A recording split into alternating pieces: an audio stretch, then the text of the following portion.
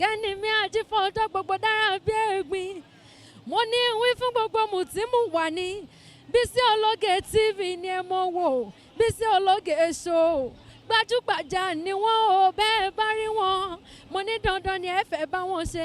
Bísí Ológe fúnra ara rẹ̀ ń kọ́. Ọmọ nọ́mù lóró òkè. Àṣẹ́hùn lóró okùn níran bàbá tó bí wọn lọ́mọ. Bísí Ológe arẹwà lóbìnrin adúmọ̀ọ́dán arẹwà. Àfijọ́ ẹlẹ́wọ̀ obìnrin tó mọ́ yáyì tí gbogbo ìlú ń fẹ́ ni. Àní Abẹ́òkúta téńté orí àpáta wọn fi ṣẹlẹ̀. Mo ní ẹ wá lọ́gùn yan lẹ́bẹ̀ẹ́ lọ́rọ́ ká ọkàn mi nìjọ. Mo ní ẹ wá fòrò yan mi ń lé. Wọ́n ní ẹja lónìí bú kí n gún yan lẹ́bẹ̀ẹ́ kí n ro ká ọkàn mi nìjọ. Mo gún yan lẹ́bẹ̀ẹ́ tán mo ro ká ọkàn mi nìjọ. Nílé bàbá tó bí wọn lọ́mọ. Àní kàkà kan fòrò yan nílé. Igi pẹlẹbẹ náà gbélé ńlá ọmọ sálà tí fowó àlejò bomi. Ọ̀rọ̀ mi ò kọ́gí ọ̀rọ̀ mi ò mọ̀ kọ́ pẹ́. Àbẹ̀kẹ́ mo ní gbogbo yín pátápátá. Ire lójú wáyọ́ mọ́ rí, ire lójú owó yọ́ mọ́ rí. Bísí Ológe.